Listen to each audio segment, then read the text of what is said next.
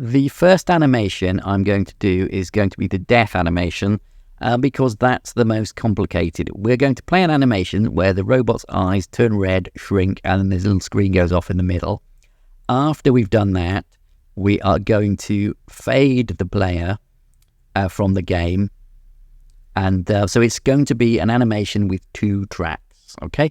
First thing I need to do is, you'll notice when I've created the player, I moved the sprite slightly. You'll see the sprite is slightly off center, and I moved it to try and fit it better with the collision shape. But I can't do that if I'm going to animate. So I'm going to have to change that back to 0, 0. You'll see it sticks out a bit, but as these are only prototyping assets, and we're in the prototyping phase of our game, probably when we look to improve it, we will improve the art and do a better sprite sheet. So I'm going to just live with that for the time being. So the player sticks out a bit, but it shouldn't harm the game too much at this stage. So as I say, I'm just going to live with it. Right, first animation I'm going to do, I've got everything at 0, 0, collision shape, check the transform of that. Yes, it's 0, 0, so everything's in the middle. I need to add an animation player. So I click plus, already selected, but if it isn't, we'll just type it in. Animation player, click. And it brings up the animation panel here, and we want a new animation, and I'm going to call it die right, because I'm facing right. First thing I'm going to do is animate the sprite to play that animation. So, add track. Property track, sprite 2D, and the property we want is frame.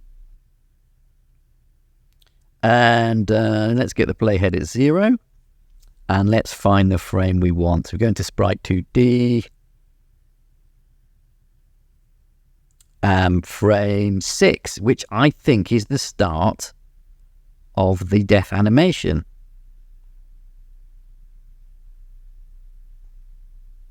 It is. It's frame 6, frame 7, and frame 8. So I'm going to select frame 6, playhead's over there, keyframe it.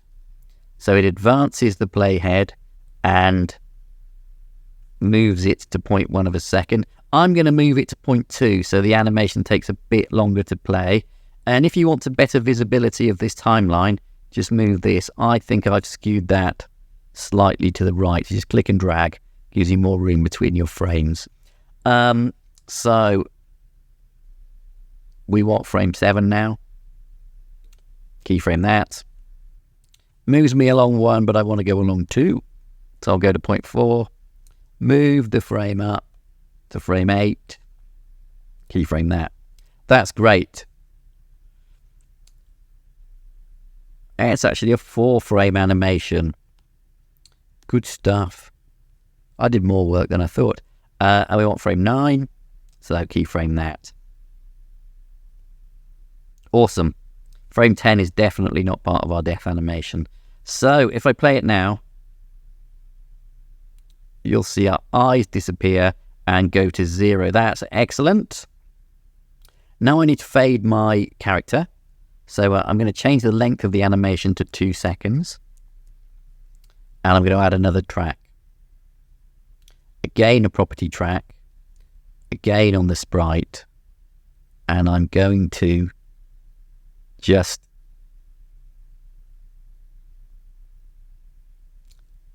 adjust the modulate property on the sprite. And I'm going to go from fully opaque to fully transparent. So I'm moving my playhead to 1 second. I'm going to right click to insert a key. Click on the key. And it's value that I want. I want to click on this. And it's this property here we want to animate. And you'll see it set to 255. So that's fine for this frame. I'm going to insert another key at 2 seconds. So where's my playhead now? 2 seconds. Right click. First, click off that. You'll see that's outlined in blue, so we don't want that selected. So I'm going to click off it. Yeah, that's fine. Now I right click here to insert key.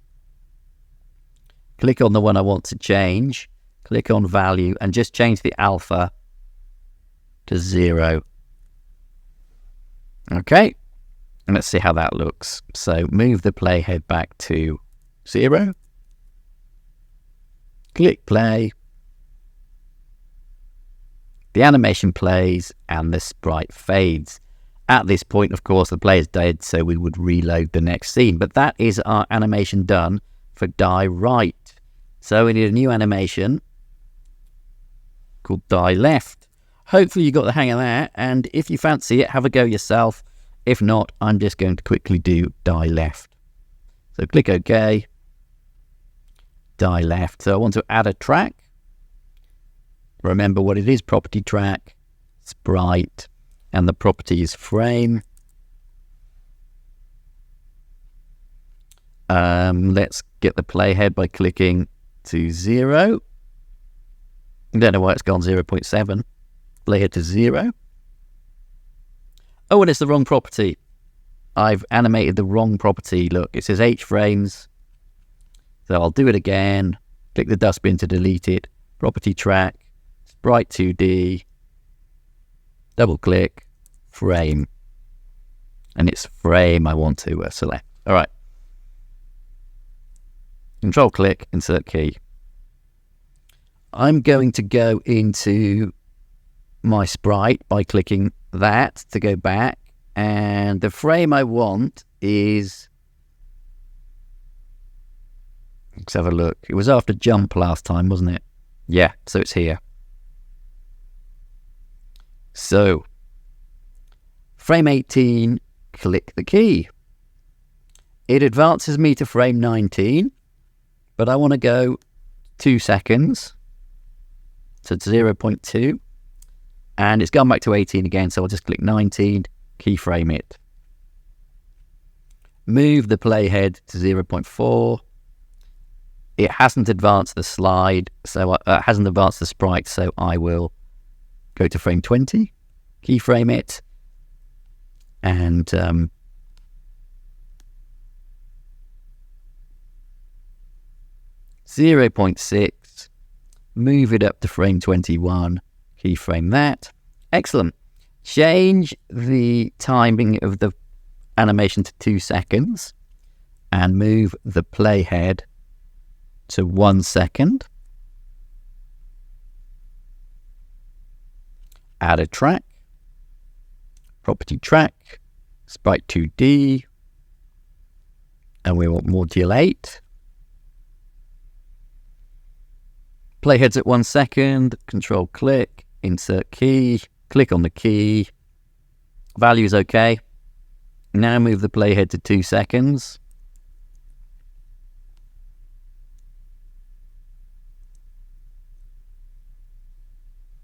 Insert key, click on the key you want to change, alpha channel to 0. That is our death animation done. Let's just try die left.